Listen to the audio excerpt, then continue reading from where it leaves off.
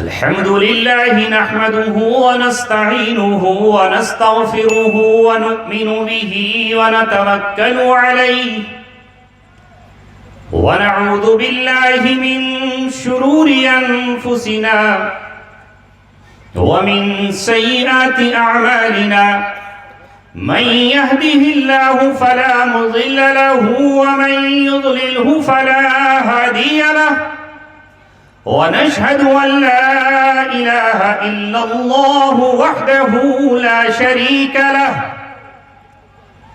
ونشهد أن سيدنا ونبينا وحبيبنا ومولانا محمدا عبده ورسوله أرسله بالحق بشيرا ونذيرا وداعيا إلى الله بإذنه وسراجا منيرا وصلى الله عليه وسلم تسليما كثيرا كثيرا أما بعد قال الله تبارك وتعالى في كتابه الكريم ورفعنا لك ذكرك فإن مع العسر يسرا إن مع العسر يسرا فإذا فرغت فانصب وإلى ربك فارغب قال رسول الله صلى الله عليه وسلم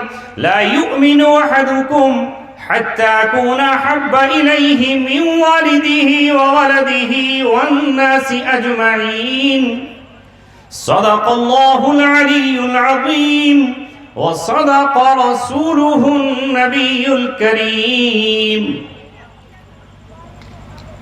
وہ دانائے سبل ختم الرسل مولائے کل جس نے وہ دانائے سبل ختم الرسل مولائے کل جس نے غبار راہ کو بخشا فروغ وادی سینہ نگاہ عشق و مستی میں وہی اول وہی آخر وہی قرآن وہی فرقان وہی یاسین وہی طٰہٰ کی محمد سے وفا تو نے تو ہم تیرے ہیں یہ جہاں چیز ہے کیا لوح و قلم تیرے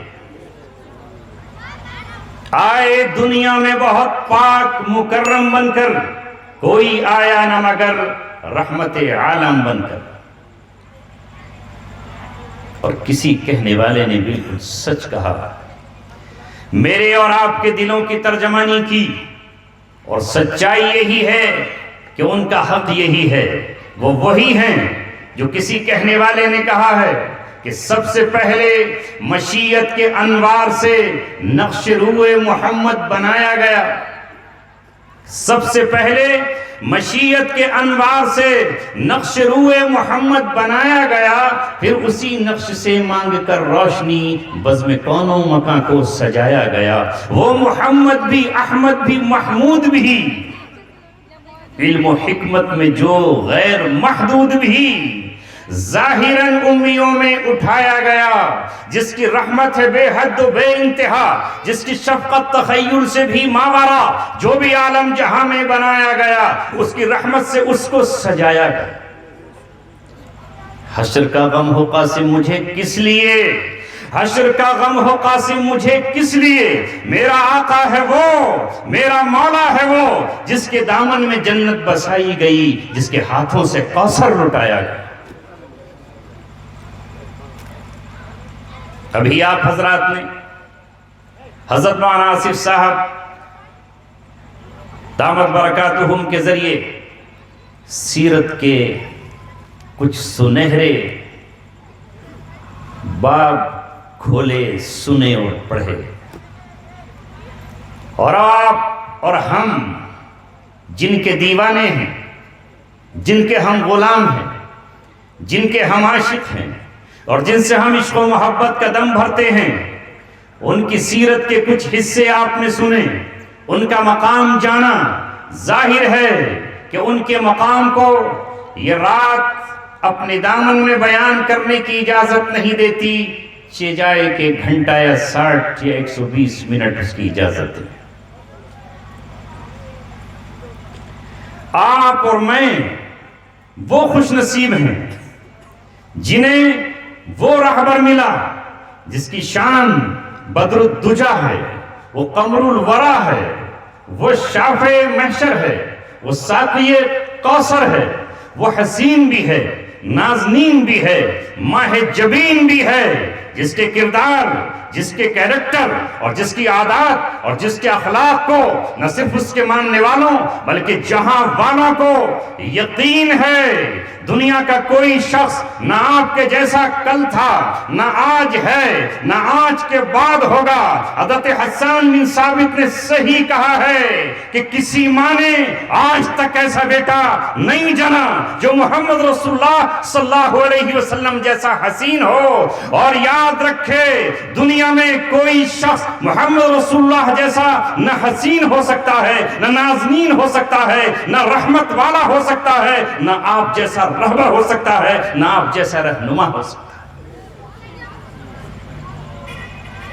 جنہوں نے ایک بار دنیا کو آ کر ایک ایسا قانون دیا، ایک ایسا دستور دیا، زندگی گزارنے کا ایک ایسا طریقہ دیا، زندگی میں لوگوں نے قانون بنائے، دستور بنائے، مگر وہ بدلتے رہے، مٹتے رہے، ان میں تبدیلیاں ہوتی رہیں، ان میں چینجز ہوتے رہے، وہ اپنی خواہشات کے مطابق تھے۔ مگر ہم نے کل بھی کہا اور آج پھر ہم تمام جہاں والوں سے یہ کہتے ہیں، ہزاروں رنگ بدلے اہل دنیا نے، مگر ہم نے نہ اپنا کارواں بدلا نہ میرے کارواں بدلا۔ سالار کارواں ہے میرے حجاز اپنا، اس نام سے ہے باقی آرام جاں ہمارا۔ مجھے تو بس یہ عرض کرنا ہے، جو آج کے اس جلسے کا دوسرا عنوان ہے وہ ہے اصلاح معاشرہ۔ جہاں تک معجزات کا تعلق ہے تو میرے نبی محمد صلی اللہ علیہ وسلم آئے صبح قیامت تک کے امام بن کر، سب کے رسول بن کر، سب کے ہادی و مقتدی بن کر۔ تو پچھلے انبیاء کو جو معجزے ملے وہ ان کی زندگی کے ساتھ خاص تھے، وہ ان کے دنیا میں رہنے تک کے لیے خاص تھے۔ پچھلے نبیوں کو بھی معجزے ملے، مگر ظاہر ہے کہ جب میرا نبی مشرق و مغرب کے لیے بھی ہے، کافۃ للناس بشیرا و نذیرا، وہ سیاہ کے لیے بھی ہے، وہ سفید کے لیے بھی ہے، وہ عرب کے لیے بھی ہے، وہ عجمیوں کے لیے بھی ہے، وہ مشرق کے اس کنارے تک اس زمانے میں پیدا ہونے والوں کے لیے بھی ہادی و رہبر تھا، وہی ان کا مقتدی تھا اور آج بھی ہے۔ دنیا میں یہ معاملہ کسی کو نہ کل حاصل تھا نہ کل کے بعد حاصل ہوگا۔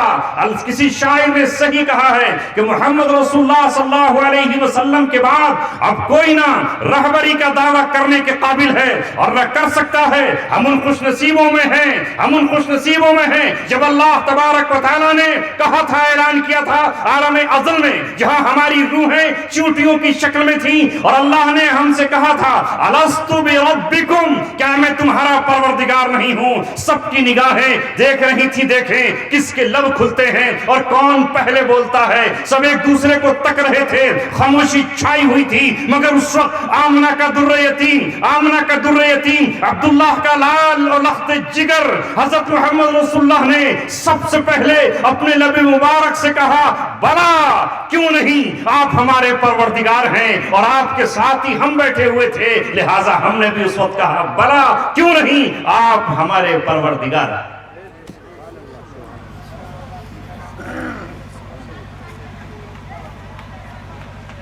وہ جو ہم نے اس وقت اقرار کیا تھا آج یہ اسی کا اعلان ہے۔ لہٰذا ہم اللہ رب العزت ہی کو اپنا پروردگار جانتے ہیں۔ اے ہندوستان میں بسنے والے اہل ایمان اور اے اپنے سینے میں نور نبوت سے محبت کرنے والے مسلمانوں، یہ کتنی خوش نصیبی ہے میری اور آپ کی کہ ہمارے آقا اور مولا سرور دو عالم صلی اللہ علیہ وسلم کو وہ معجزے جو آپ کی حیات طیبہ میں اس وقت ملے وہ تو معجزے ہیں، لیکن آپ صلی اللہ علیہ وسلم کو ایسے معجزات بھی دیے گئے جو قیامت تک باقی رہیں گے، اور ان پر نہ کوئی آنچ آئے گی، ان پر نہ کوئی دھول چڑھ پائے گی، اور نہ کوئی ان کی طرف ٹیڑھی اور میلی نگاہ سے دیکھ پائے گا، نہ اس کا بال بھی کیا کر پائے گا۔ ابھی 2 بچیوں سے آپ نے قرآن مقدس سنا، میں ماضی کی یادوں میں کھو گیا، میں اس بستی کو ان زمانے میں دیکھتا رہا۔ آج 40 سال کے بعد میں اس مقام پر بیٹھا ہوں جہاں میں نے 40 سال پہلے کبھی سوچا بھی نہیں تھا، مگر ہاں میں اس تحدیث بن نعمت کے طور پر کہتا ہوں، آپ میں سے نہ جانے کتنے نوجوانوں کو یاد بھی نہیں ہوگا، جہاں میں نے آج نماز پڑھی ہے جس مسجد میں، جہاں افسر علی بھائی کے یہاں جو مسجد انہوں نے تعمیر کی تھی، یہی مسجد تھی جہاں ایک چھوٹا سا مکتب چلتا تھا، جہاں سین پور کے ایک حافظ جی کبھی ہمارے یہاں پڑھایا کرتے تھے اور کبھی وہ یہاں آ جایا کرتے تھے۔ میں اپنی ننھے منھے قدموں سے ان کے پاس آیا کرتا تھا، وہاں حافظ راحت جان بھی ہوا کرتے تھے اور کچھ ہمارے اور ساتھی ہوا کرتے تھے۔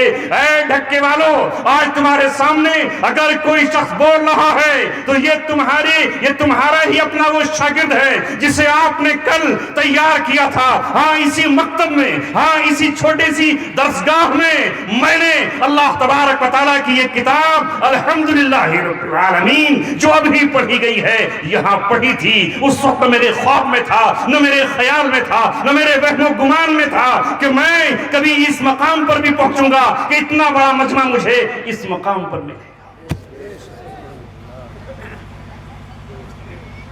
مگر آج مجھے وہ بات یاد آتی ہے، ارے میرے آقا کا مقام تو کون بتائے گا؟ وہ تو میں نے ابھی چند دنوں پہلے دھنوپورہ میں عرض کیا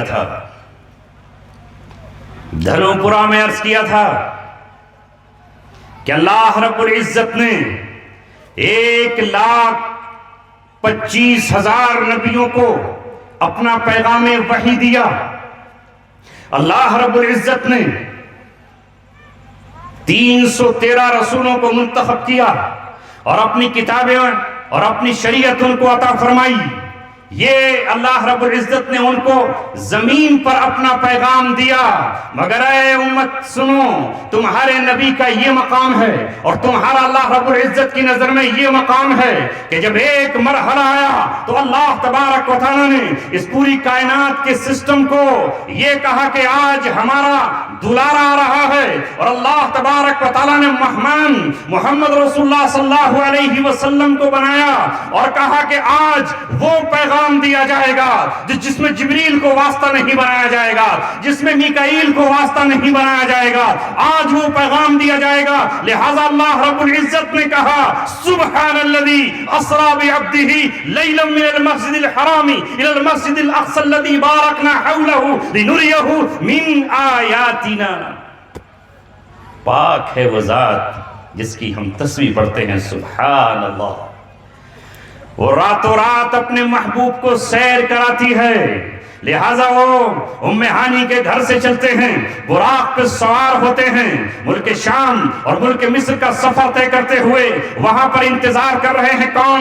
1,25,000 نبی، جس میں تمام کے تمام انبیاء موجود ہیں۔ حضرت نبی کریم صلی اللہ علیہ وسلم نے وہاں امامت فرمائی، جبریل علیہ السلام نے اذان دی، اقامت فرمائی، اور آج اللہ تبارک و تعالیٰ نے آمنہ کے در یتیم کو، عبداللہ کے لخت جگر کو، بنو ہاشم کے چشم و چراغ کو، ہمارے آپ کے رہبر کو، ہاں دنیا کے رہبروں سن لو، ہمارا ایک ہی رہبر ہے، ایک ہی رہنما ہے، ایک ہی مقتدا ہے، ایک ہی پیشوا ہے، ہمارا ایک ہی امام ہے۔ اس امام کے سامنے ہم کسی دوسرے کی اقتدا نہ کل کرتے تھے نہ آج اقتدا کریں گے۔ اس نے 1400 برس پہلے جو ہم سے یہ کہا ہے نکاح کا تمہارا یہ طریقہ ہے، ہزاروں رنگ بدلے اہل دنیا نے، مگر ہم نے نہ ہم نکاح کا طریقہ بدلیں گے، نہ ہم اپنی خوشیوں کا طریقہ بدلیں گے، نہ ہم اپنے غموں کا طریقہ بدلیں گے۔ اگر اس نے ہم سے یہ کہا ہے کہ غم کے موقع پر تمہیں انا للہ و انا الیہ راجعون پڑھنا ہے تو سائنس آسمان سے بات کرنے لگے،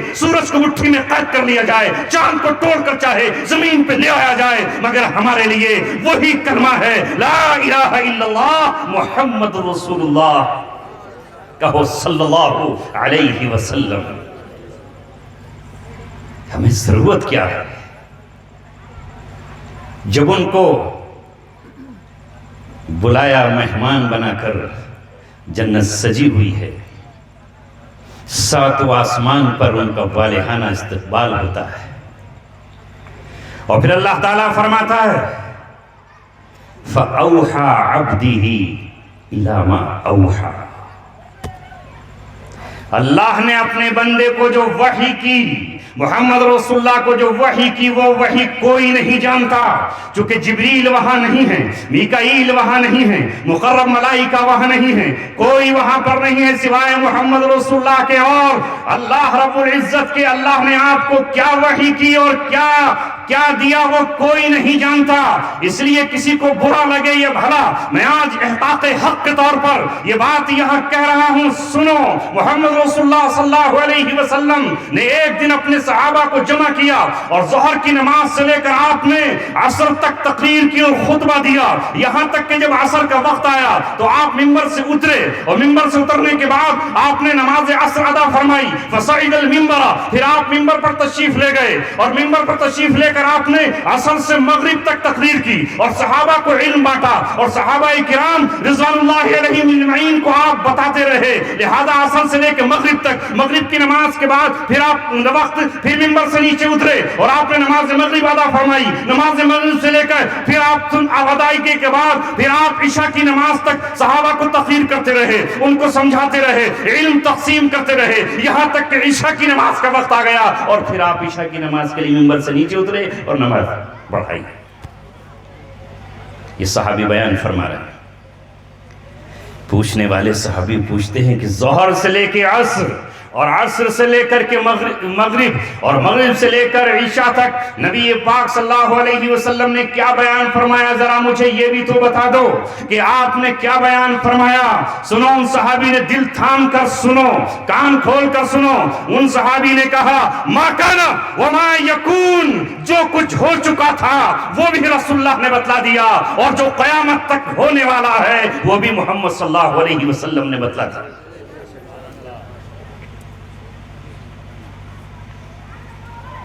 ایک مرتبہ نبی پاک صلی اللہ علیہ وسلم نے کہا او صحابہ پوچھو مجھ سے کیا پوچھتے ہو، سوال کرو مجھ سے کیا سوال کرتے ہو۔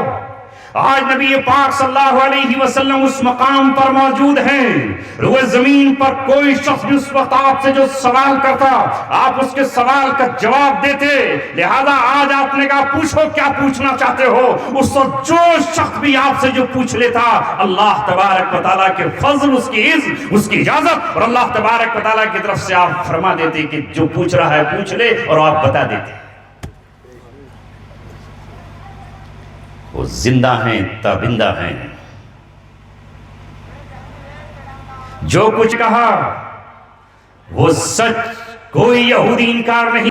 امتحان لینے کے لیے آپ کے پاس یہودیوں نے بھیجا کچھ لوگوں کو اور کہا ذرا ان سے پوچھو کہ اصحاب کہف کون تھے، ذرا ان سے پوچھ لیجئے ذوالقرنین کون تھے اور کیا تھے، ذرا پوچھو ان سے سوال کرو، روح کے بارے میں سوال کر لیجئے۔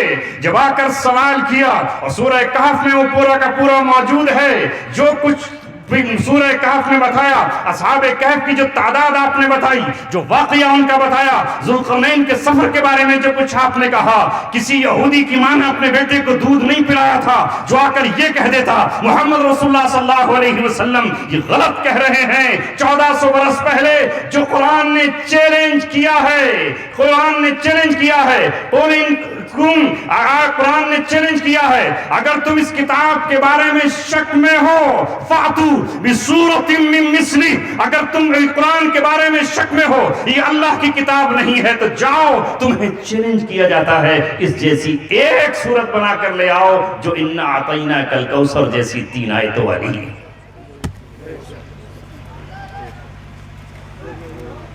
تو اے اس بستی میں رہنے والوں، ایک چھوٹی سی روشنی بھی بہت کا، اور ایک چھوٹا سا درخت کل تناور درخت بن جاتا ہے۔ میں اس لیے عرض کر رہا ہوں کہ میری ابتدا دینی تعلیم کی یا تو اپنے گاؤں کے چوپال میں چلنے والے ایک مکتب میں ہوئی، اور یا پھر اس میں آپ کی یہ چھوٹی سی بیٹھک، یہ چھوٹی سی مسجد تھی جہاں میں نے تعلیم حاصل کی۔ میں آج اس بچے مجھے اس لیے آیا کہ ان کے دادا سے میرے دادا کا تعلق تھا، ان کے والد سے ہمارے گھرانے کا تعلق تھا، اور میں یہاں آج پھر یہ بات عرض کر دوں، کسی کو چوہے تو چوہے اور ایک کو برا مانے تو برا مانے، وہ اپنے گھر جائے۔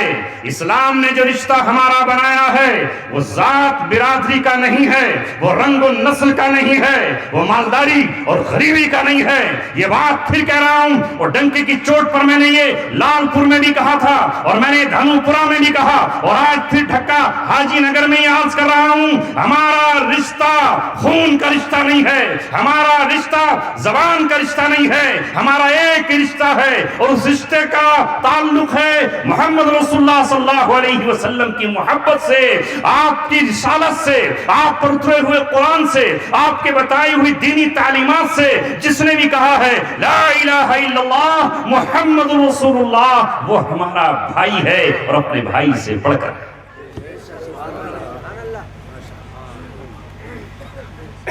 لہٰذا جب کبھی اس وقت میں نے اپنے بچپن میں اپنے کانوں میں یہ آوازیں سنی کہ جب غربت میں کبھی میرے والد یا میرے دادا کو پیسوں کی قرض ضرورت پڑتی تو وہ قاضی صاحب کے پاس آتے اور ان سے کہتے کہ فی الحال ہمارے پاس کچھ روپے نہیں ہیں، آپ ہمیں قرض دے دیجئے۔ وہ قرض دیتے، تب کبھی ہمارے گھر میں چراغ جلتے، کبھی روٹیاں بنتی، اور کبھی کھیت کا سامان آتا۔ یہ تعلق برادری کا نہیں جو ہندوستان میں بنی ہوئی برادریاں ہیں، یہ تعلق تھا ایمان کا، یہ تعلق تھا انسانیت کا، یہ تعلق تھا آپس میں سچائی کا، محبتوں کا، اور وہ تعلق آج مجھے آپ کی سرزمین پر لے کر آیا ہے۔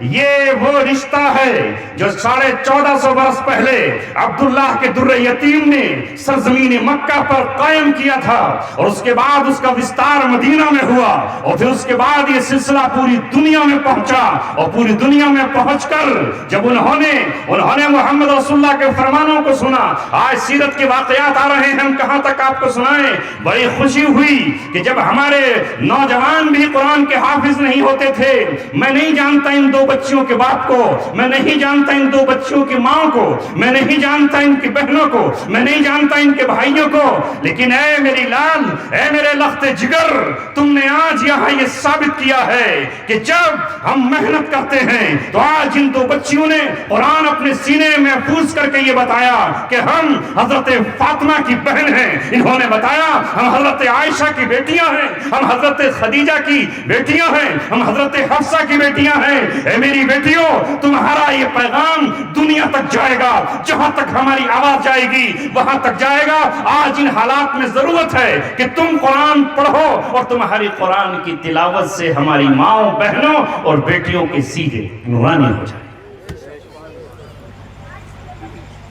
خوش نصیبی ہے بستی والوں، کیا کیا رسول اللہ صلی اللہ علیہ وسلم نے آ کر، وہ آپ کو تھوڑا سا بتاؤں تاکہ ہم ان کے نقش قدم پر چلیں، ہم ان کی راہبری میں اپنی زندگی کا سفر طے کریں۔ لوگوں نے جیسے آج اپنے پروٹوکول اور اپنے قانون اور اپنی روایتیں بنا رکھی ہیں، اس وقت بھی ایسا ہی تھا، طاقتوروں کے ساتھ، کمزوروں کا کوئی پوچھنے والا نہیں تھا۔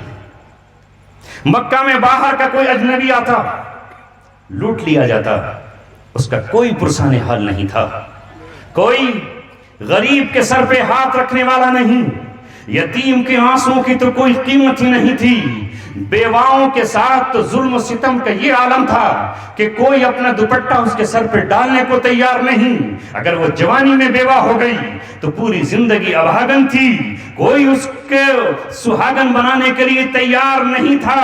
چاروں طرف ہاہاکار، چاروں طرف چیخ و پکار، عورت کے ساتھ ظلم و ستم، اگر بیٹی ہے تو زمین میں زندہ دفن کر دی جاتی، اسے سانسیں لینے کا اختیار نہیں تھا، اسے چاند کی چاندنی دیکھنے کا ادھیکار نہیں تھا، اسے آزاد زندگی گزارنے کا ادھیکار نہیں تھا، اور اگر کوئی یتیم تھا تو اس کے مال کو ہڑپ کر جاتے اور اسے وَتَأْكُلُونَ التُّرَاثَ أَكْلًا لَمًّا وَتُحِبُّونَ الْمَالَ حُبًّا جَمًّا۔ قرآن کہتا ہے کہ تم مال کو ہڑپ کر جاتے ہو اور پورا کا پورا سمیٹ جاتے ہو، لہذا اس زمانے میں کوئی کسی کا پرسان حال نہیں تھا، باہر سے کوئی آتا تو کوئی اس کے ساتھ دینے کے لیے تیار نہیں تھا۔ ایسے میں وہاں ایک گھر میں کچھ لوگ جمع ہوتے ہیں، اہل مکہ، فضیل یا فضل نام کے کچھ لوگ ہیں، اور وہاں یہ طے پاتا ہے، ان کی غیرت جاگتی ہے، ان کی انسانیت جاگتی ہے، اور وہ یہ طے کرتے ہیں کہ آج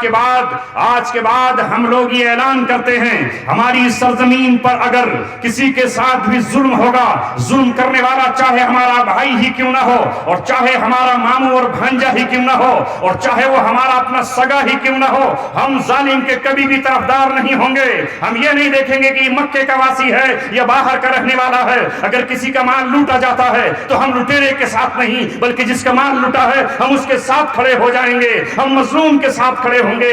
اس معاہدے میں وہ بھی شامل ہیں جنہیں چند دنوں کے بعد ان کی نبوت کا اعلان ہونے والا ہے، حالانکہ وہ نبی تو اس وقت بنا دیے گئے تھے، وَآدَمُ بَيْنَ الْمَاءِ وَالطِّينِ، آدم کا گارا اور مٹی تیار ہو رہی تھی، وہ اس وقت بھی نبی تھے، جیسا کہ رسول اللہ نے فرمایا اول ما خلق اللہ نوری، سب سے پہلے اللہ تبارک و تعالیٰ نے میرے ہی نور کو پیدا کیا، اور اس کے بعد پھر سارے نورانی بنے۔ لیکن اعلان 40 سال کے بعد ہونا ہے، ابھی قرآن کا نزول 40 سال کے بعد ہونا ہے، لیکن آپ اس سے پہلے ہی اس معاہدے میں شریک ہوئے۔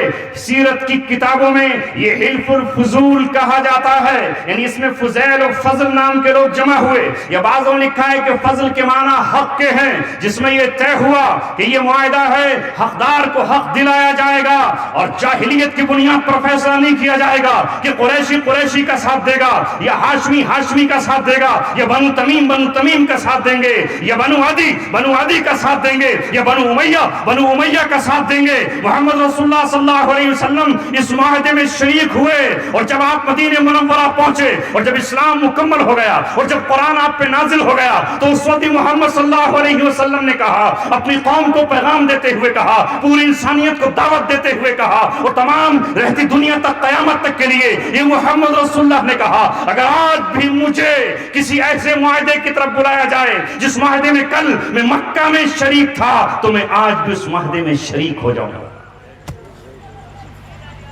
یہ ہے رسول اللہ صلی اللہ علیہ وسلم کی زندگی اور آپ کی سیرت۔ بے شک ان کی سیرت کے حق کو کون ادا کر سکتا ہے، مگر آپ نے دنیا میں انقلاب برپا کیا۔ وہ انقلاب یہ تھا کہ آپ کو خون کی بنیاد پر ساتھ نہیں دینا، رنگ و نسل کی بنیاد پر ساتھ نہیں دینا ہے، بلکہ آپ کو اگر ساتھ دینا ہے تو حق کی بنیاد پر ساتھ دینا ہے۔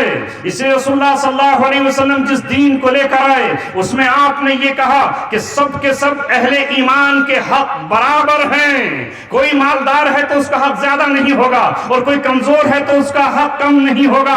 اس لیے آپ نے یہ کہا کہ جب مؤذن اذان کہے اللہ اکبر پکارے تو آپ مسجدوں کی طرف جاؤ۔ لہذا ہمارے عبادت خانے وہ نہیں ہیں کہ یہاں فلاں اور فلاں داخل نہیں ہو سکتا، یہاں یہ شیخوں کی مسجد ہے تو یہاں سید نہیں آ سکتا، یہ پٹھانوں کی مسجد ہے تو یہاں ترک نہیں آ سکتا، یہ ان کی مسجد ہے تو یہاں فلاں نہیں آ سکتا۔ یہ اللہ تبارک و تعالیٰ کا گھر ہے، چاہے وہ خانہ کعبہ ہو، چاہے وہ بیت المقدس ہو، چاہے وہ مسجد نبوی ہو، چاہے وہ رامپور کی جامع مسجد ہو، یہ مراد آباد کی مسجد ہو، دنیا کی کوئی مسجد ہو، وہ برادریوں کے نام پر نہیں ہے۔ جس نے لا الہ الا اللہ کہا ہے اور جو سب سے پہلے پہنچ گیا ہے وہی پہلی صف میں بیٹھے گا اور بعد میں جانے والا پیچھے بیٹھے گا۔ دنیا برابری کے دعوے تو کرتی ہے لیکن برابریاں ان کے دلوں میں نہیں ہیں، یہ برابری ہمارے دل میں ہے، یہ برابری آج تک ہمارے دل میں ہے، اور اللہ کے رسول صلی اللہ علیہ وسلم نے جو ہمیں پیغام دیا تھا اس پر آج ہم قائم ہیں۔ یہ الگ بات ہے کہ تھوڑی سی چراغ کی لو مدھم پڑ رہی ہے اور کہیں کہیں ہم پر بھی جاہلیت اور شیطانیت غالب آ جاتی ہے، اور ہم بھی کبھی کبھی اس طرح کے نعرے لگا دیتے ہیں، یہ نعرے غلط ہیں۔ آؤ محمد رسول اللہ صلی اللہ علیہ وسلم اپنے ماننے والوں کو کیا پیغام دیتے ہیں، وہ یہ کہتے ہیں کہ آؤ ذرا میرے دربار کو دیکھو، میرے دربار میں اگر ایک طرف قریشی میں حضرت ابوبکر صدیق ہیں تو دوسری طرف عمر ابن خطاب بھی ہیں، تو تیسری طرف آپ ذرا میری مجلس کو دیکھو، یہاں میری مجلس میں افریقہ کا، حبشے کا ایک کالا کروٹا غلام بھی ہے، جس کے ہونٹ موٹے ہیں، جس کی زبان میں لکنت ہے، جس کا چہرہ توے کی طرح سیاہ ہے، مگر وہ بھی میری مجلس میں بیٹھا ہوا ہے۔ اور یاد رکھو، میں نے جب کسی کو دینے کا مرحلہ آیا ہے اور کسی کو نوازنے کا مرحلہ آیا ہے تو میں نے حضرت بلال کو مسجد نبوی کا مؤذن بنایا ہے، کسی قریشی کو اور کسی ہاشمی کو نہیں بنایا۔ اس بنیاد پر یہ نظم قائم ہے، یہ نظام قائم ہے، یہ سب کچھ موجود ہے۔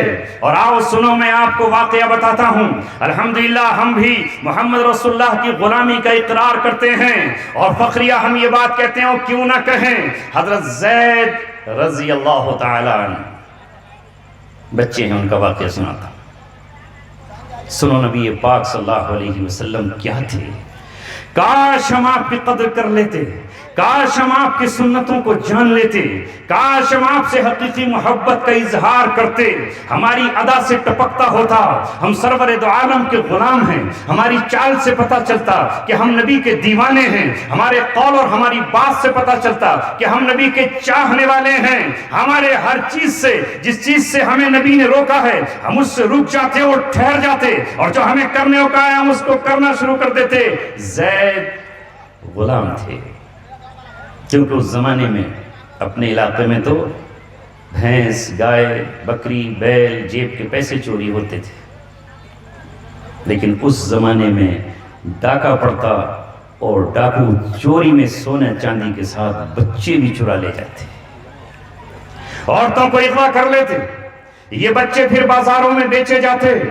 میں نے کل کا عرض کیا اور آج پھر عرض کرتا ہوں، ایک معصوم بچہ، جیسے معصوم بچے ہماری نظروں کے سامنے بیٹھے ہیں، اپنے باپوں کے ساتھ اونٹوں پر قافلے میں سوار ہوتے، اچانک ڈاکو ہلہ بول دیتے اور دھاوا بول دیتے، ماں سے بچے کو چھپا کر لے گئے، باپ کو واپس کر دیا، یہ بچہ اپنے ساتھ لے جاتے، اور اس کے بعد دور دراز علاقوں میں اس بچے کو پینٹ میں رکھا جاتا، اس بچے کی بولیاں لگتی، اس بچے پر نیلام ہوتا، یہ اپنے پیسے اور دینار لے کر لوگ آتے، کس کو خرید رہے ہو؟ اس کو ہم خرید رہے ہیں۔ بیچنے والے کون ہیں؟ یہ ڈاکو ہیں۔ بیچنے والے کون ہیں؟ یہ طاقتور ہیں۔ ایک بچہ بیچا جاتا، اس کی آنکھ میں آنسو ہوتے، دل ٹوٹ کر کے ٹکڑے ٹکڑے ہوتا، مگر وہ کر کیا سکتا تھا؟ پر 7 برس وہ غلام رہتا، اور اس وقت تک آزاد نہیں ہوتا جب تک اسے کوئی آزاد نہیں کر دیتا۔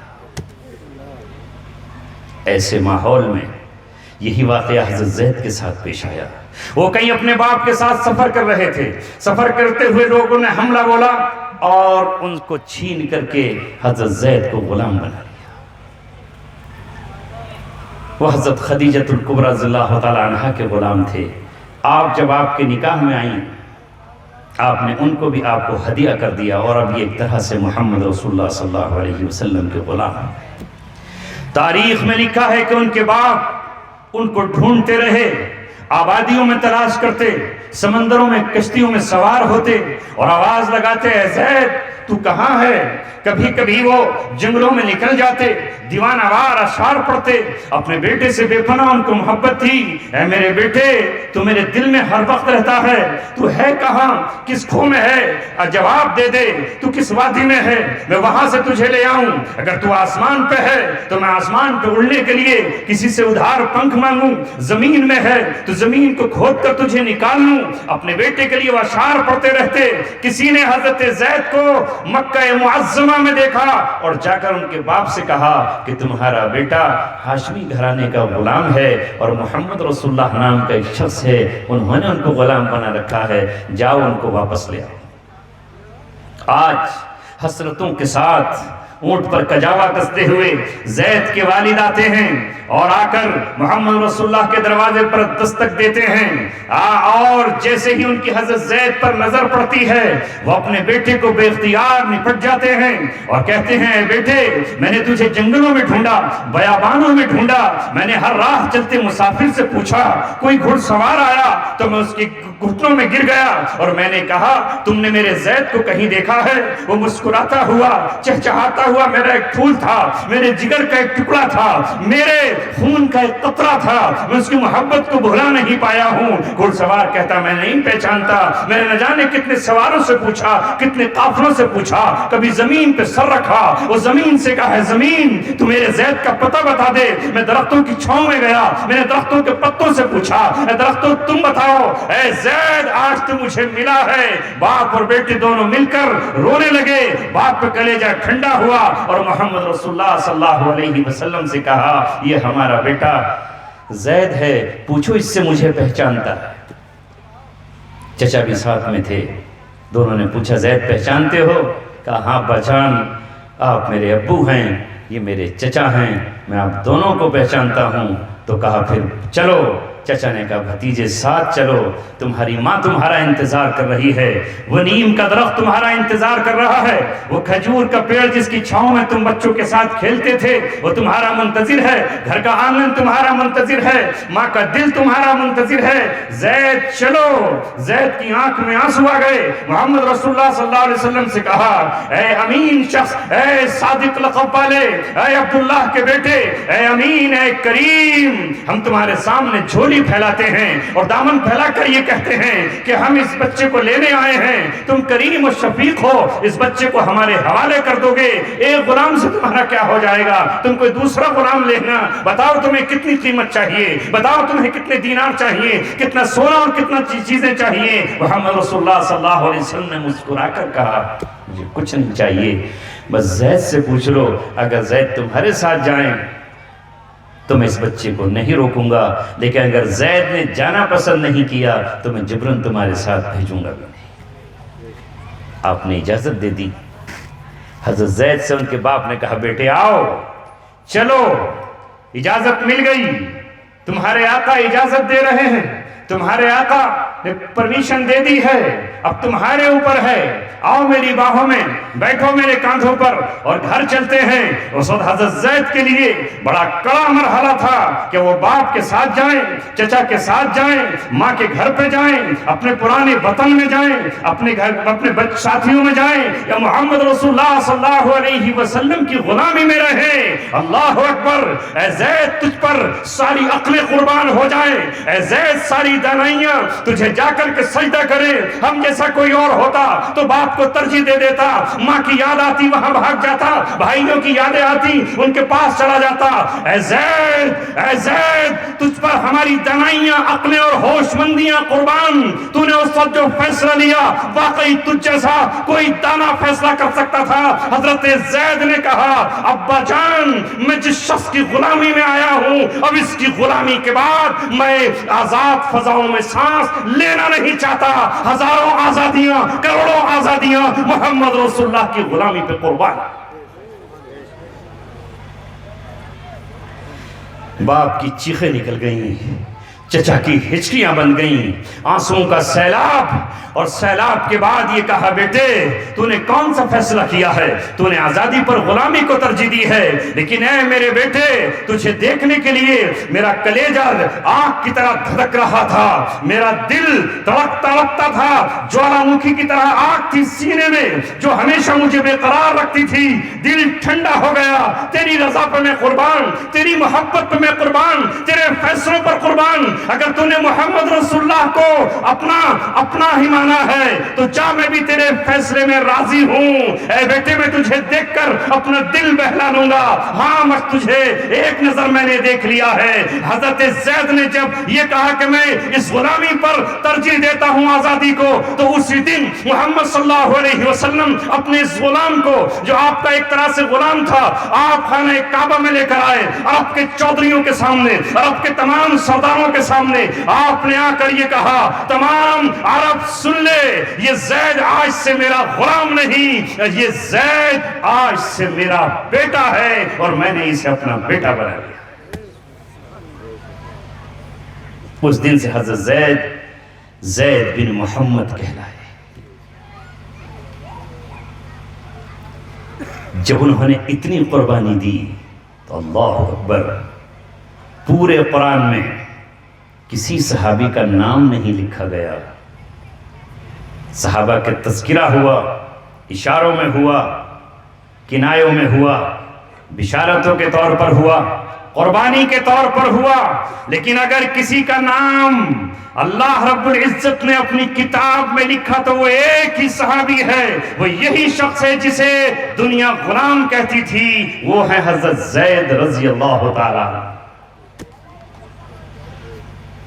یہ ہے رسول اکرم صلی اللہ علیہ وسلم کا کارنامہ، یہ ہے آپ صلی اللہ علیہ وسلم کا لایا ہوا دین، اور یہ ہے آپ کا دیا ہوا ہمیں پیغام کہ میرے ماننے والے اس نظام پر، اس چیز پر چلیں جو میں تم کو دے کر جا رہا ہوں۔ آپ صلی اللہ علیہ وسلم کے تعلق سے اللہ نے کہا ما آتاکم الرسول فخذوہ وما نہاکم عنہ فانتہوہ، تمہیں رسول جو دے اسے لے لو، اور جسے رسول تمہارے جس چیز سے روکیں اس سے رک جاؤ۔ نہ اپنی عقل چلاؤ، نہ اپنے پرانے دستور دیکھو، نہ اپنے رسم و رواج دیکھو، جو محمد رسول اللہ صلی اللہ علیہ وسلم نے حلال کیا ہے وہ حلال ہے، اور جسے حرام قرار دیا ہے وہ حرام ہے، جسے وہ جائز کہیں وہ جائز ہے، اور جسے وہ ناجائز کہیں وہ ناجائز ہے۔ لہذا آپ نے جس چیز کے استعمال کی اجازت دی ہے وہ استعمال کرو۔ آپ نے فرمایا میں اپنی امت کے لیے حرام قرار دیتا ہوں کہ وہ سونے اور چاندی کے برتنوں میں کھائے یا پیے۔ اب چاہے نواب صاحب سونے کا چمچ منہ میں لے کر کے پیدا ہوتے ہیں اور دنیا اس پہ فخر کرتی ہو کہ نواب صاحب سونے کے چمچ سے ان کو گھٹی پلائی گئی، وہ ہوں گے نواب، لیکن وہ محمد صلی اللہ علیہ وسلم کے سچے عاشق نہیں ہیں۔ لہذا اگر کوئی یہ کہے کہ ہم فلاں کے یہاں تو سونے اور چاندی کے برتنوں میں کھایا جاتا ہے، وہ محمد رسول اللہ صلی اللہ علیہ وسلم کا غلام نہیں ہے۔ آپ کی سیرت سننے کا مطلب یہ ہے کہ ہم ان کے نقش قدم پر چل کر یہ فیصلہ کریں کہ انہوں نے جو ایک ہمیں دستور دیا ہے اس دستور پر ہم چلیں۔ آپ نے فرمایا کہ کوئی مسلمان جھوٹی گواہی نہ دے، وَلَا يَشْهَدُونَ الزُّورَ، مسلمان جھوٹی گواہی نہیں دیتے۔ لیکن آج کیا حال ہے؟ کیا حال ہے؟ جھوٹی گواہیاں چل رہی ہیں اور آخرت کا کوئی فکر نہیں ہے۔ کسی کا حق مارا جاتا ہے تو مارا جائے، کسی کا حق دبتا ہے تو دب جائے، وہ جا کر کے جھوٹی گواہیاں دے رہا ہے۔ اسی طرح کہا گیا وَلَا تَكْتُمُوا الشَّهَادَةَ، اور کوئی گواہی چھپاؤ بھی مت۔ اگر تم سے گواہی طلب کی جاتی ہے، ایک شخص آ کر یہ کہتا ہے کہ میرے ساتھ ظلم ہوا ہے، میرے ساتھ ستم ہوا ہے، میرے ساتھ یہ زیادتی ہوئی ہے، اور آپ اس کے گواہ ہو، تو وہاں اللہ کو حاضر ناظر جانتے ہوئے عدالت عالیہ میں، عدالت عظمیٰ میں جا کر کے گواہی دے دو، سچی گواہی دو، اس لیے کہ آپ روئے زمین پر حق کے گواہ ہو۔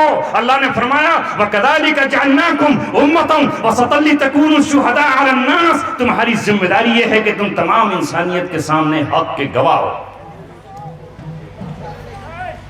یا ایھا الذین آمنوا کونوا قوامین بالقسط شہداء للہ، اللہ فرما رہا ہے ایمان والو تم اللہ کے لیے حق کے گواہ بن کر کھڑے ہو جاؤ۔ وَلَوْ عَلَىٰ أَنفُسِكُمْ، چاہے یہ گواہی تمہارے اپنے خلاف کیوں نہ جاتی ہو، اَوِ الْوَالِدَيْنِ، اور چاہے تمہارے باپ کے خلاف کیوں نہ جاتی ہو، اور چاہے وہ تمہارے قریبی رشتہ داروں کے خلاف ہی کیوں نہ جاتی ہو۔ إِن يَكُنْ غَنِيًّا فَقِيرًا فَاللَّهُ أَوْلَىٰ بِهِمَا، یہ دیکھ کے مت دو کہ یہ امیر ہے، یہ دیکھ کر مت دو کہ یہ غریب ہے، لہذا اس غریب کی وجہ سے اس کی ہمدردی میں تم جھوٹ بول جاؤ، یا کسی امیر کے ڈر، خوف، لالچ اور آئندہ کی حرص کی وجہ سے اس کے قریب کھڑے ہو جاؤ۔ نہیں، تمہیں اللہ تبارک و تعالیٰ کو حاضر ناظر جان کر سچ کی اور حق کی گواہی دینا ہے، اس لیے اللہ نے آپ کو زمین پہ برپا کیا۔ اگر ہم ایسا نہیں کر رہے تو سچی بات یہ ہے کہ اللہ کے رسول سے ہمیں سچی محبت کہا ہے۔ ان کے ماننے والے، ان سے محبت کرنے والے دنیا پہ خرچ کیا کرتے تھے۔ آپ صلی اللہ علیہ وسلم نے اعلان فرمایا ناچ گانا حرام ہے، سنگیت اور میوزک حرام ہے، لہذا ہماری محفلوں کا کیا عالم ہے، ہماری خوشیوں کا کیا عالم ہے، ہماری خوشیاں کس طرح رسول اللہ صلی اللہ علیہ وسلم نے ہم کو بتائیں۔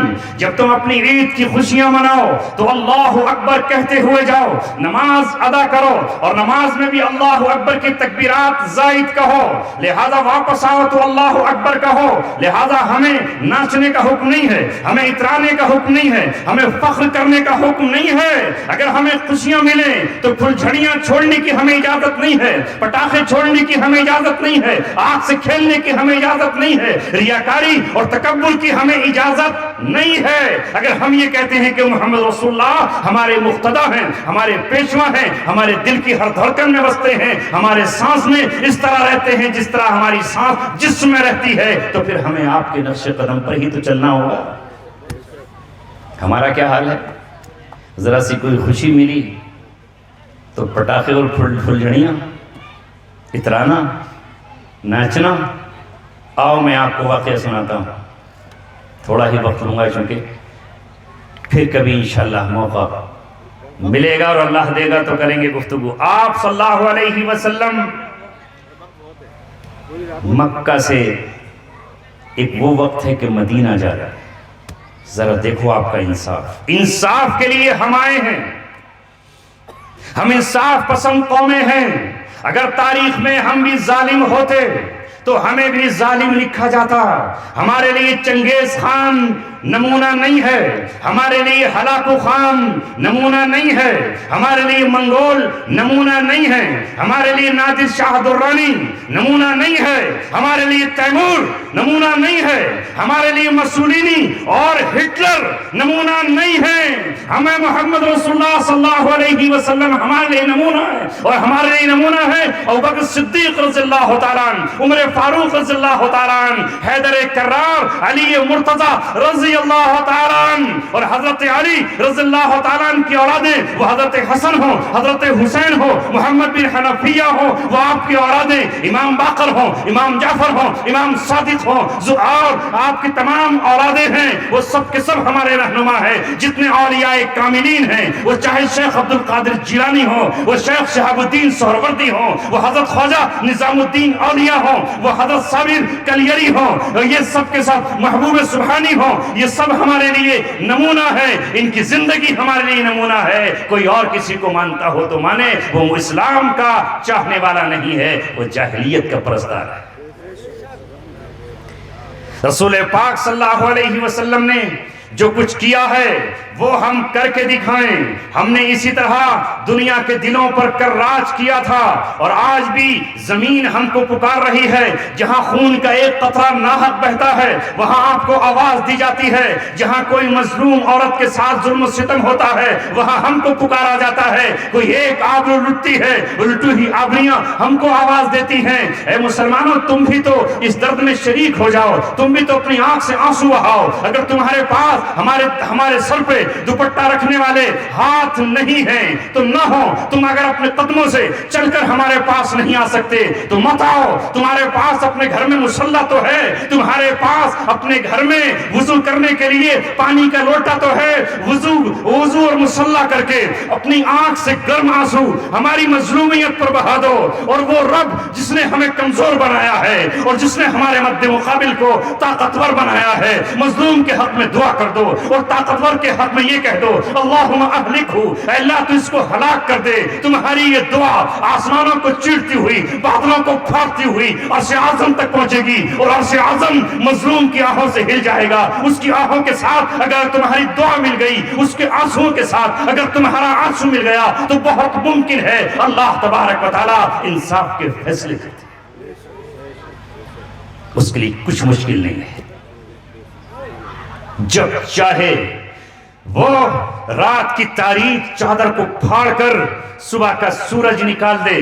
تو رسول پاک صلی اللہ علیہ وسلم ہجرت کے لیے مدینہ منورہ جا رہے ہیں، عثمان شیبی کے ہاتھ میں چابیاں ہیں۔ آپ صلی اللہ علیہ وسلم تشریف لائے اور کہا عثمان شیبی، میں خانہ کعبہ کے اندر نماز ادا کرنا چاہتا ہوں، آخری نماز پڑھنا چاہتا ہوں، یہ مقام ہے اللہ تبارک و تعالیٰ کا گھر ہے۔ اور سن عثمان شیبی، یہ میرے باپ حضرت ابراہیم کے ہاتھوں تعمیر ہوا ہے. اس کا حجر اسود حضرت اسماعیل علیہ السلام نے لگایا ہے. یہ میرے باپ دادا کا بنایا ہوا ہے. مقام ابراہیم کے نام سے ہے. خونی اعتبار سے میں ابراہیم کی اولاد، اسماعیل کی اولاد ہوں.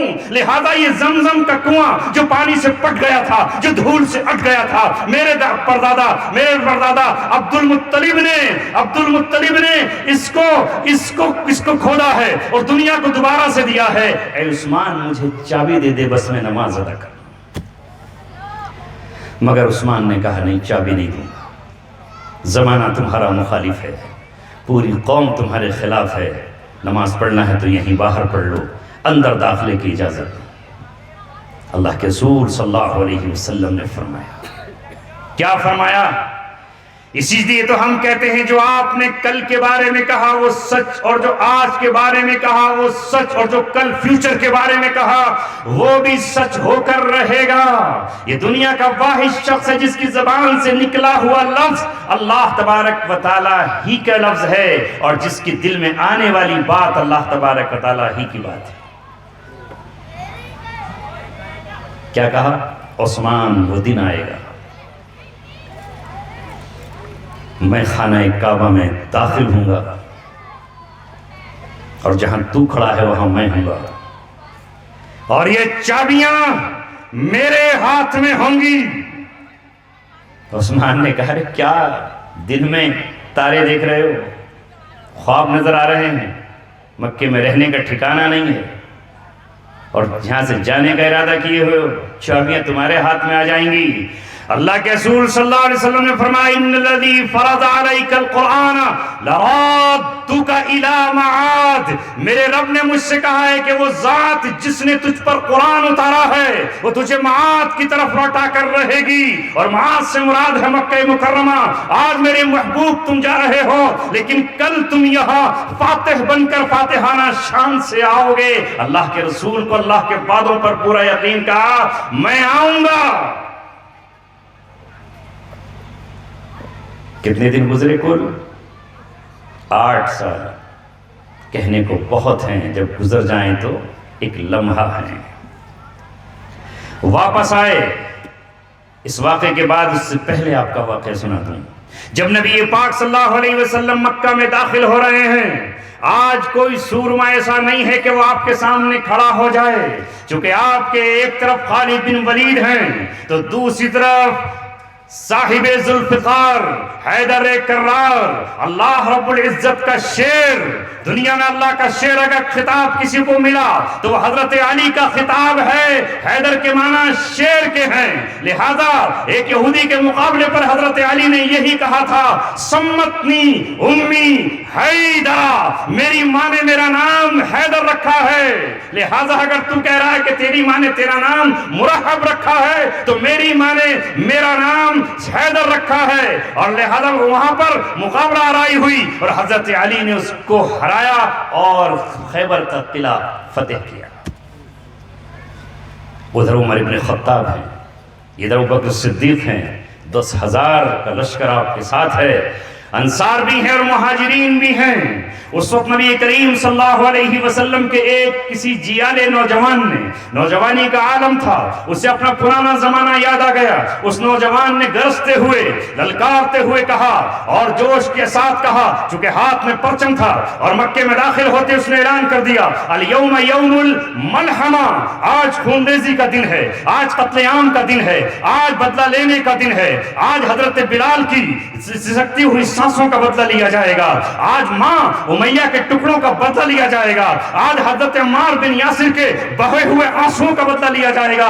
حضرت خباب کے جسم سے پگھلنے والی نکلنے والی چربی کا آج بدلہ دیا جائے گا. محمد رسول اللہ کو جلا وطن کرنے والوں سے آج انتقام لیا جائے گا. یہ جیسے ہی نغمہ گونجا کسی صحابی نے محمد رسول اللہ سے جا کر کہا، آج یہ شخص یہ اعلان کر رہے ہیں، جھنڈا تھامنے والے کا یہ اعلان ہے. محمد رسول اللہ نے کہا جھنڈا لے کر ان کے والد والد کے ہاتھ میں دے دو، جھنڈا ان کے والد کے ہاتھ میں دو اور جاؤ میری طرف سے اعلان کرو، مکے کی ماں گھبرانے کا دن نہیں ہے، رونے کا دن نہیں ہے، کلیجہ تھامنے کا دن نہیں ہے، سجدوں میں گر جانے کا دن نہیں ہے۔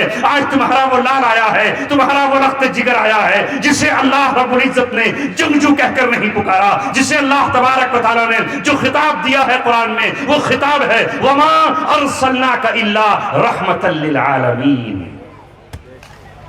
ہم نے آپ کو تمام جہانوں کے لیے رحمت بنا کر بھیجا ہے۔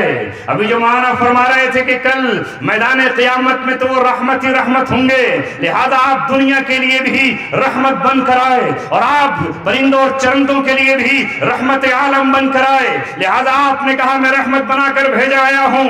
ہندا تجھے گھبرانے کی ضرورت نہیں ہے۔ ہندا سوچتی تھی آج دروازے توڑ دیے جائیں گے، آج جسم نوچ لیا جائے گا، آج گردن کاٹ دی جائے گی، آج میرا خون پی لیا جائے گا، میرے شوہر ابو سفیان کو اسی طرح قتل کیا جائے گا جس طرح میں نے نبی کے چچا حضرت حمزہ کا قتل کیا تھا۔ مگر محمد رسول اللہ صلی اللہ علیہ وسلم نے کہا میں تمام جہانوں کے لیے رحمت بن کر آیا ہوں، لہذا رحمت کا آغاز میں آج مکہ سے کرتا ہوں۔ یہ امن کا شہر ہے، یہ امان کا شہر ہے، اللہ نے اس شہر کو شہر امن کہا ہے، شہر امین کہا ہے، لہذا یہاں حدود حرم ہے، اس کا احترام کیا جائے گا۔ اور آپ نے کہا سنو اے لوگو من اغلق بابہ فہو آمین، جس نے اپنا دروازہ بند کر لیا اسے امن ہے۔ ومن دخل الحرم، جو حرم میں داخل ہو گیا فہو آمین، اسے امن ہے۔ جس نے تلوار پھینک دی اسے امن ہے۔ جس نے ہمارے سامنے آ کر ہاتھ جوڑ لیے اس کو امن ہے۔ آگے بڑھ کر آپ نے کہا من دخل دارا ابی سفیان فہو آمین، ارے میں ابو سفیان اور ہندا کے گھر کو ہی امن کا گہوارہ بنائے دیتا ہوں۔ جو ابو سفیان سے بھی پناہ مانگ لے، جو ابو سفیان کے گھر میں داخل ہو جائے اسے بھی امن۔ لائے گا کوئی یہ دل، لائے گا کوئی یہ جگرا، لائے گا کوئی یہ وسعت، لائے گا کوئی یہ پیغام۔ لہذا آپ نے یہاں سے شروعات کی اور حضرت ہندا پھر آئیں اور آ کر آپ نے ایمان قبول کیا۔ حضرت ابو سفیان آئے جو جنگوں میں آپ کے مقابل کھڑے تھے، انہوں نے ایمان قبول کیا۔ ابو جہل کا بیٹا وہ بھاگ گیا تھا مکے کی سرحد چھوڑ کر، چونکہ اس کے قتل کا اعلان کر دیا گیا تھا۔ اس کی بیوی آئیں اور رسول اللہ سے امن مانگ لیا، لہذا آپ نے اس کو امن دے دیا۔ اے محمد رسول اللہ کے غلاموں، ان کے پاس بھی دل تھے، ان کے پاس بھی شعلہ سینوں میں تھا، جنگ جاہلیت کی چلتی تھی، مگر جب ایمان آیا اور جب اسلام آیا اور جب قرآن کا پیغام رحمت آیا تو ان کے دلوں میں رحمت جاگ اٹھی۔ کاش ہم بھی ایسے ہوتے، ہم معاف کرنے والے ہوتے۔ اہل مکہ جمع ہوئے اور جمع ہو کر رسول اللہ صلی اللہ علیہ وسلم سے پوچھا، رسول اللہ نے ان سے پوچھا بتاؤ میں تمہارے ساتھ کیا کرنے والا ہوں۔ انہوں نے کہا انت اخن کریم، آپ کریم بھائی ہیں، وابن اخن کریم، اور آپ کریم بھائی کے بیٹے ہیں، لہذا ہم آپ سے رحم و کرم کی ہی اپیل کرتے ہیں۔ ایک لمحہ نہیں گزرا کہ محمد صلی اللہ علیہ وسلم نے کہا جاؤ اہل مکہ، تمہارے لیے میرا وہی اعلان ہے جو حضرت یوسف علیہ السلام نے کنویں میں ڈالنے والے بھائیوں سے کہا تھا، لا تثریب علیکم اليوم وانتم الطلقاء، آج تم سے کوئی بدلہ نہیں لیا جائے گا، تم سب کے سب آزاد ہو۔ یہ ہے رسول اللہ کا کردار، کریکٹر، عمل، زندگی۔ ہم تو بھولنے تیار نہیں ہیں نسلوں تک۔ یہ فخر کی چیزیں نہیں ہیں، یہاں تک کہ جب آپ مکہ میں داخل ہو رہے ہیں، آہ بتاؤ کیا مرحلہ ہوگا، کیسی خوشیوں کا دن ہوگا، مگر آپ کے ساتھ کوئی ناچنے گانے والی نہیں ہے، آپ کے ساتھ کوئی طبلہ اور ڈھپلی بجانے والا نہیں ہے، آپ کے ساتھ کوئی میوزک اور سارنگی نہیں ہے، آپ کے ساتھ آتش بازی چھوڑنے والوں کا کوئی ٹولہ نہیں ہے۔ محمد رسول اللہ صلی اللہ علیہ وسلم اس شان سے آتے ہیں، وہ اپنا فخر نہیں دکھاتے، وہ اپنی باتیں نہیں بناتے میں نے ایسا کیا، میں نے اسٹریٹجی بنائی، بلکہ محدثین لکھتے ہیں آپ جب اپنی اونٹنی پر سوار ہیں تو آپ کے اللہ تبارک و تعالیٰ کے سامنے عاجزی اور انکساری کا عالم یہ ہے کہ آپ کی پیشانی اونٹ کی کوہان سے لگی ہوئی ہے، اور آپ کی زبان پر فخر و تکبر کا نعرہ نہیں ہے، بلکہ آپ کہتے ہیں الحمدللہ وحدہ، تمام تعریفیں ایک اللہ رب العزت کے لیے ہیں،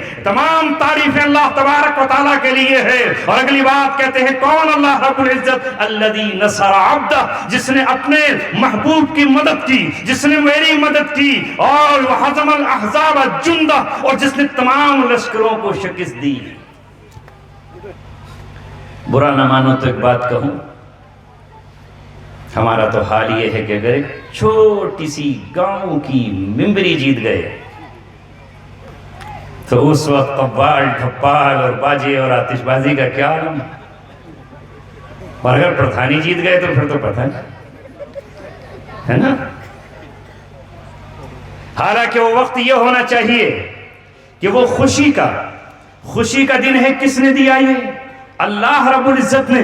2 رکعت نماز ادا کرتے، شکریہ ادا کرتے، اور پھر انتقامی کوئی جذبہ نہیں ہوتا ہے کہ اختیار دیا ہے اپنا ذمہ دار کوئی چننے کا گاؤں والوں کو۔ حکومت نے ایک دستور ہے کہ 5 سال کے بعد چاہو تو اسی کو بتا لو، اور چاہے 5 سال کے بعد آپ دوسرا چن لو، چاہے پچھلے والے کو چن لو، چاہے کسی اور کو منتخب کر لو۔ اس میں کوئی یہ تو اختیار ہے، اس میں کیا حرج ہے؟ اس میں کوئی حرج کی بات نہیں ہے، مگر ہم سب گواہ ہیں اس بات کے، اوپر سے لے کر کے نیچے تک ہمارا ماحول یہ ہے کہ اگر ہمیں کسی نے کانو کان خواب میں بھی آ کر یہ بتا دیا کہ فلاں شخص نے آپ کو ووٹ نہیں دیا ہے، تو پھر پورے 5 سال اس بیچارے کی خیر نہیں ہے، تیل کی کنٹری اس کی جوتیوں میں ہوگی، اور وہ بیچارہ اندھیرے میں اپنے گھر میں بیٹھا ہوا۔ اسلام تو نہیں ہے۔ موقع اگر دیا تو کوئی بات نہیں، بھول جاؤ محمد، ہمارے ساتھ تو بیچارہ کوئی اتنا ظلم بھی نہیں کرتا، وہاں تو رسول اللہ صلی اللہ علیہ وسلم کے ساتھ کیا کچھ نہیں ہوا، مگر آپ نے اپنے ماننے والوں سے کوئی انتقام نہیں لیا، کوئی فخریہ بات نہیں کی، اور سب کو معاف فرما دیا۔ اور آپ آئے تو آپ نے آ کر کے کوئی فخریہ نعرہ نہیں لگایا، چونکہ آج خوشی کا دن تھا، خانہ کعبہ میں آپ نے آ کر کے نماز ادا کی۔ اور ہمیں سے پوچھو کتنے رکعت ادا کی، وہ بتائیں گے کون سا وقت تھا۔ اور حضرت بلال نے کیا کیا؟ کیونکہ جو جس کا ہوتا ہے وہ اسی کی بات کرتا ہے۔ حضرت بلال رضی اللہ تعالیٰ عنہ کو آج اپنا پرانا 8 سالہ یا 10 سالہ دور یاد تھا۔ ایک وقت وہ تھا کہ وہ امیہ کے پیر کے نیچے ہوتے تھے، سینے پر پتھر ہوتا تھا، پتھر کے اوپر امیہ کا قدم، اور ہاتھ میں اس کے کوڑا، اور وہ حضرت بلال سے کہتا کہ احد احد کہنا چھوڑ دے، محمد رسول اللہ کو اپنا رہبر اور رہنما کہنا چھوڑ دے، مگر حضرت بلال کہتے تھے جب کوڑا پڑتا وَهُوَ اللَّهُ احد کہتے، اور جب وہ کہتا کہ محمد رسول اللہ کی غلامی سے نکل جا تو محمد رسول اللہ کا غلامی ہی کا اقرار کرتے۔ کہا کھلاتا میں ہوں، نام ان کا لیتا ہے، کہا یہ جب تک زبان جاری رہے گی اس وقت تک جب تک تو جسم کو توڑ نہ ڈالے، کھال کو کھینچ کر نہ پھینک دے، اور زبان کاٹ نہ ڈالے، یہ زبان محمد رسول اللہ پر درود بھیجتی رہے گی، ان کے نام لیتی رہے گی، کلمہ شہادت پڑھتی رہے گی۔ آج حضرت بلال نے کہا موقع ہے مکے کے چودھریوں کو بتا دوں، ان کو سب کو بتا دوں جن کے باپ دادا مجھ پر ظلم و ستم کرتے تھے، اور جب میں پڑا ہوتا تھا تو عتبہ گزر کے جاتا تھا، شیبہ گزر کے جاتا تھا، ولید بن مغیرہ گزر کے جاتا تھا، ابو جہل گزر کے جاتا تھا، اور کہتا تھا ایک کوڑا اور مارو، ایک میرے نام سے مارو، اسے بھوکا رکھنا ہے، اسے پیاسا رکھنا ہے۔ لہٰذا یہ کہتے تھے۔ حضرت بلال نے کہا آج وہ اذان جو میں نے امیہ کے پیر کے نیچے دی تھی وہ خانہ کعبہ کی چھت پر کھڑے ہو کر دوں گا۔ لہٰذا ایک ساتھی کا سہارا لیا اور اس کے کاندھے پر کھڑے ہو کر خانہ کعبہ کی چھت پر کھڑے ہو گئے، انگلیاں کانوں میں دیں، اور اللہ اکبر کی صدا سے پورے مکے کی وادی کو بھر دیا۔ اس وقت مکے کی کچھ لوگ جو اپنے کو بڑا سمجھ رہے تھے وہ کہنے لگے اچھا ہوا آج ہمارا باپ زندہ نہیں تھا، مر گیا، ورنہ اس کالے کروٹے کی آواز سننی پڑتی۔ نعوذ باللہ، یہ حالات تھے۔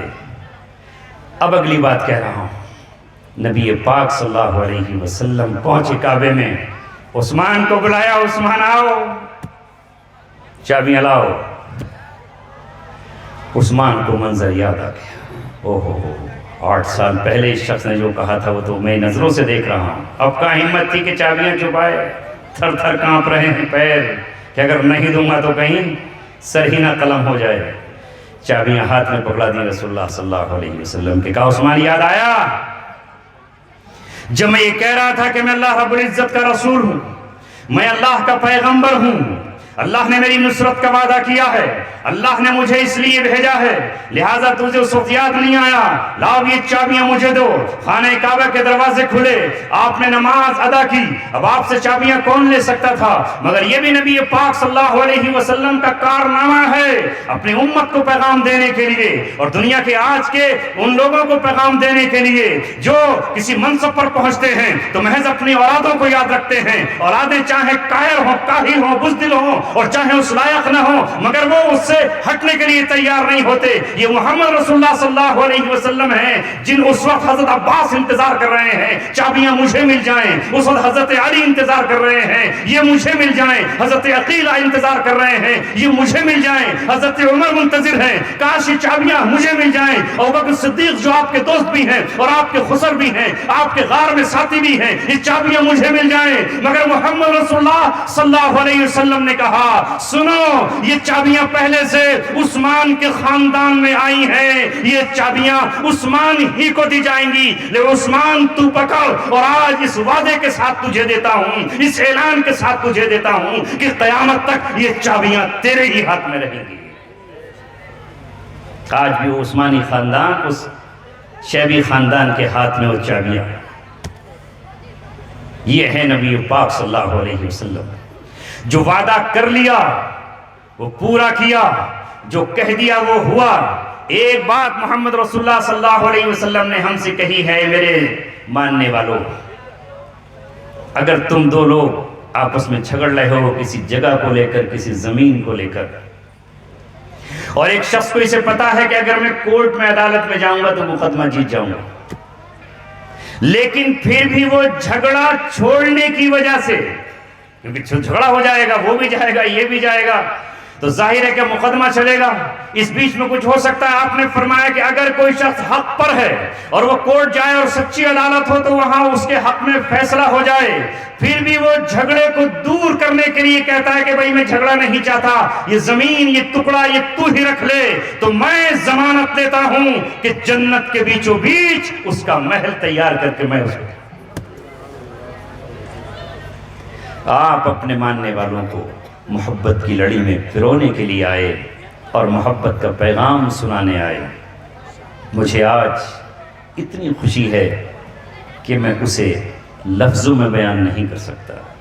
پچھلے ان دنوں میں اللہ تعالیٰ نے جس طرح آپ کی عمارتوں کو اور آپ کے گھروں کو ترقیوں سے نوازا, ماشاءاللہ اس بستی میں دینی فضا بھی عام ہوئی, ان بچیوں نے حفظ کیا, یہ بچے پڑھ رہے ہیں اور آج اس دعوت پر آپ آئے. مجھ سے انہوں نے مولانا مجاہد ندوی صاحب نے جب یہ کہا کہ آپ کو اس مقام پر آنا ہے تو میں نے کہا کہ میں بالکل آؤں گا. اس بچے کو میں کیا بتاتا کہ اس بیچ میں میرے ذہن میں جو یادیں ہیں وہ یادیں کیسی گونجیں, اور مجھے یاد آیا کہ حضرت عمر رضی اللہ تعالیٰ نے جو اپنے پیغمبر, ہم سب کے پیغمبر کی بات ہم سب تک پہنچائی ہے وہ سنا دوں اور بات ختم. ایک مرتبہ حضرت عمر رضی اللہ تعالیٰ چلچلاتی دھوپ میں, شعلے برساتی ہوئی گرمی میں ایک وادی میں کھڑے ہو گئے. ظاہر ہے وہ امیر المؤمنین ہیں, خلیفۃ المسلمین ہیں, فوجی بھی ساتھ میں ہیں, اور وہاں کھڑے ہو کر بہت دیر تک سوچتے رہے اور یادوں کے سمندر میں ڈوب گئے. اور صحابہ کچھ کہنے تیار نہیں ہیں, جو کہ آپ کے جلال کے سامنے بول کون سکتا تھا. بہت دیر ہوئی تو کسی صحابی نے کہا, اے امیر المؤمنین, اس چلچلاتی دھوپ میں جسم سے پسینہ ٹپک رہا ہے, آپ کیا سوچنے لگے اس وادی میں آ کر؟ کوئی ماضی کا یادگار لمحہ یہاں آپ کا گزرا ہے. حضرت عمر کی آنکھوں سے آنسو ٹپک پڑے اور کہا, اے لوگو سنو, یہ وہی مقام ہے جہاں میں بچپن میں عدی کا بیٹا اپنی بکریاں چرانے آتا تھا, اپنے اونٹ چرانے آتا تھا, جیسے آج سے 50 سال پہلے ہم اور آپ جنگلوں میں اپنی بکریاں اور بھینس گائے چرایا کرتے تھے. شام کو گھر لایا کرتے تھے۔ حضرت عمر فرماتے ہیں کہ میں کھیل میں لگ جاتا، بکریوں کی پرواہ نہیں رہتی، اونٹوں کو بھول جاتا اور کھیل کود میں لگ جاتا۔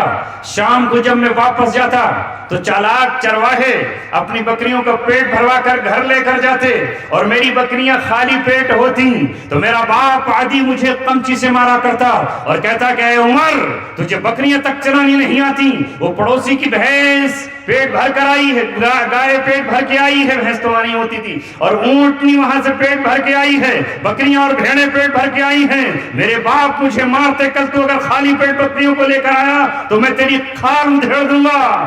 آج یہ وہی عمر ہے جسے بکریاں چرانا نہیں آتی تھی، جو اونٹ چرانا نہیں جانتا تھا، جو دوسرے چرواہوں کے ساتھ رہتا اور اپنے باپ سے جا کر پٹتا۔ آج یہ دنیا کی چوتھائی زمین کا بے تاج کا بادشاہ ہے۔ آج کسرا اپنی طاقت کھو چکا ہے، آج قیصر اپنا محل گنوا چکا ہے۔ یقیناً میرے نبی نے، میرے محبوب نے، میرے آقا نے، دو عالم کے تاجدار نے صحیح فرمایا، ان اللہ یرفع بہذا الکتاب اقواما ویضع بہ آخرین۔ اللہ اس کتاب کے ذریعے قوموں کو بلندی عطا فرمائے گا، اور اسی کتاب کے ذریعے اللہ تبارک و تعالیٰ قوموں کو نیچے گا۔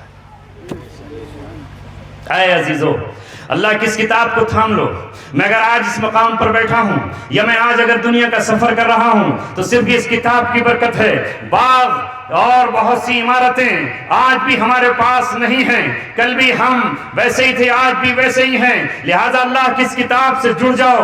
یہ کتاب آپ کی کل سفارشی بن جائے گی، کل قیامت میں سفارش محمد رسول اللہ آپ کی فرمائیں گے، ادھر یہ کتاب سفارش فرمائے گی، ادھر حافظ قرآن آپ کی سفارش فرمائیں گے۔ زندگی میں اگر گناہ ہوئے بھی تو وہ دھل جائیں گے، اور اٹھو انسانیت کے لیے کام کرو۔ اگر کوئی پڑوسی پریشان ہے اس کی مدد کرو، کوئی غیر مسلم بھی اگر مجروح دل ہے، زخمی دل ہے، تو اس میں نمک نہ چھڑک کر اس کے دل پہ مرہم رکھو، تاکہ وہ بھی سمجھے کہ آپ کس کے ماننے والے ہیں اور یہ پیغام کس کو دیا ہے۔ بن کسی لالچ کے، بن کسی دباؤ کے، صرف اپنے نبی کی سنت کو زندہ کرتے ہوئے وہ رسول اللہ صلی اللہ علیہ وسلم بیماروں کی عیادت کو جاتے ہیں، کمزوروں کی مدد فرماتے ہیں، وہ دوسروں کے گھروں پر پھول برساتے ہیں، اور دوسروں کے راہوں کے کانٹے بھی اپنے دامن میں چن کر کے اکٹھا کر دیتے ہیں۔ یہی ان کا پیغام ہے، یہی ان کی سیرت ہے، یہی ان کا آپ نے ماننے والوں کو پیغام ہے۔ کل ایک کوئی کارنامہ تو ہمارے سامنے ہو کہ جب حوض کوثر پہ جائیں تو ہم بھی کیسے کہیں محمد رسول اللہ، ہم آپ کے سچے اور پکے غلام ہیں، ہمیں بھی ایک پانی کا جام پلا دیجیے تو کچھ تو ہو، کوئی عمل ہمارے پاس ہو۔ اللہ تبارک و تعالیٰ مجھے، آپ کو اور ہم سب کو، اور آج کی اس مجلس کو، اس رات کو اپنے رسول کے صدقے میں قبول فرمائے، ان کے وسیلے سے، ان کے طفیل سے اللہ ہماری نیکیاں قبول فرما لے۔ وآخر دعوانا ان الحمدللہ رب العالمین۔